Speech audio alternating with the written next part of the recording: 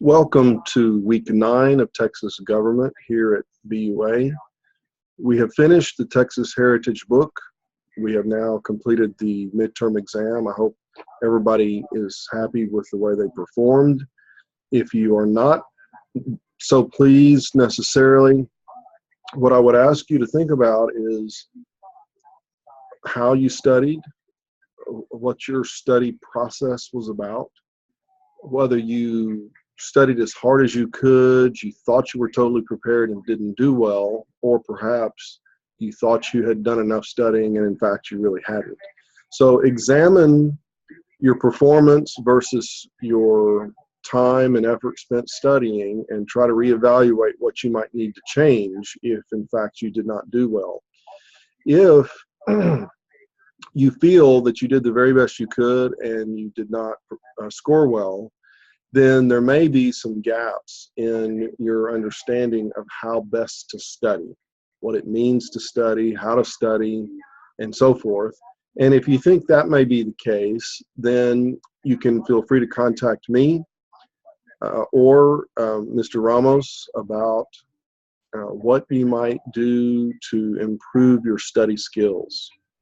If you didn't do well, it's not too late. We still have 2 quizzes and the final exam remaining, and so we're really only halfway through the course. There's plenty of time to improve your grade if you feel like you need to. So with this week 9, we're beginning the second of the 2 textbooks. This will be Texas Government, Policy and Politics by Neil Tannehill. This week we'll be reading chapters 1 and 2. You will notice that there are a lot of videos this week to watch. Most of them are very short, just a few minutes, and most of them, or if not all of them, deal with the economy of Texas. One of the things that Texas is known for, as you'll see in the videos, is a very business-friendly environment.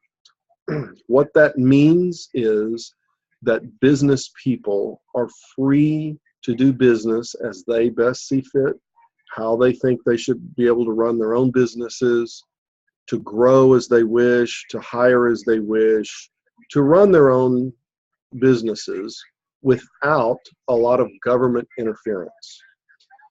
And as you'll see, this produces a very healthy business climate where the economy grows, where there's full employment or maximum employment.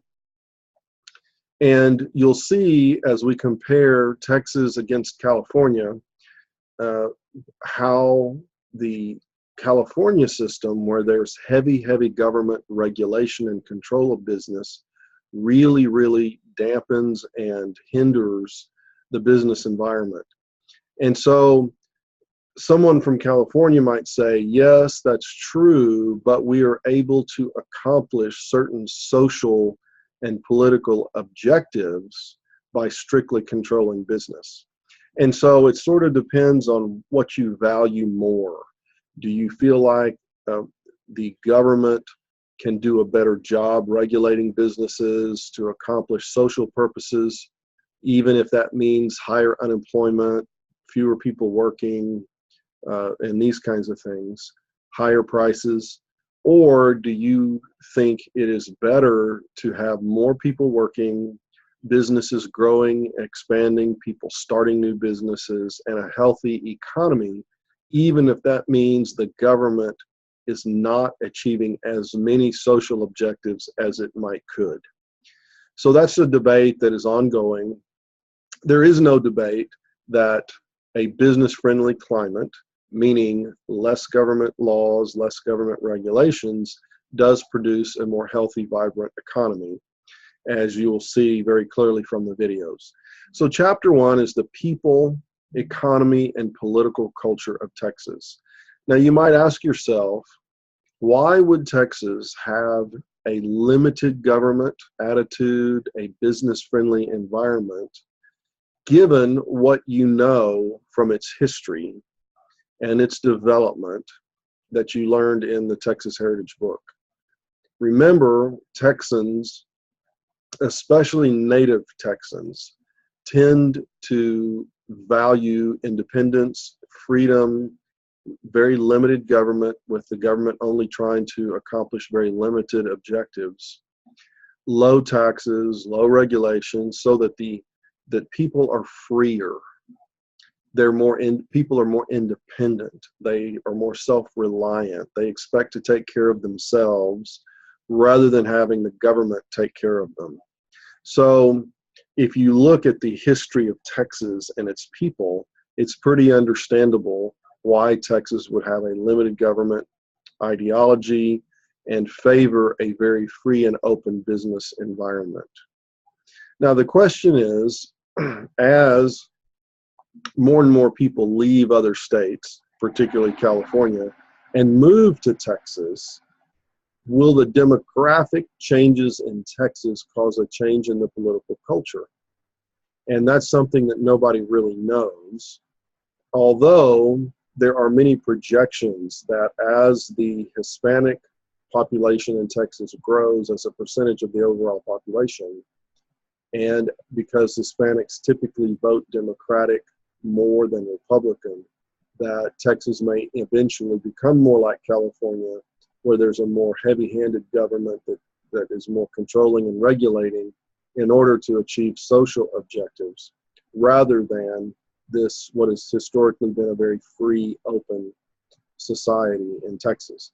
So those are issues that really are better debated in economics classes and politics classes and things like that. But we will get an introduction to them in chapter 1. And there will be a lot of videos about economic policy, taxation policy, things not complicated, not difficult, and not long, but we'll take an early look, an introductory look at some of those topics in the videos. Chapter 2 will read about the Texas Constitution.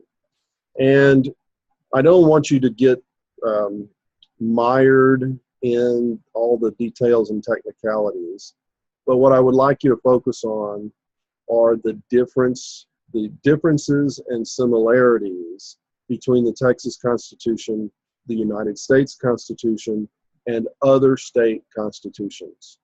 That's kind of really the most important thing, is to not know how many articles or how many pages or how many words, but how does the Texas Constitution compare to those of other states and to the United States Constitution. So, welcome to Texas Government Policy and Politics. I think you will enjoy the information in these chapters, and you'll learn a lot, and I think the videos will be very, very helpful for you. So, welcome to week 9. Again, if you need to talk to me about your midterm grade or your class grade, please feel free to write me, and we can discuss it. And if you have any other questions or issues, let me know. If you have technology questions, then you're going to want to talk to Mr. Ramos. Thank you, and I will see you again next week.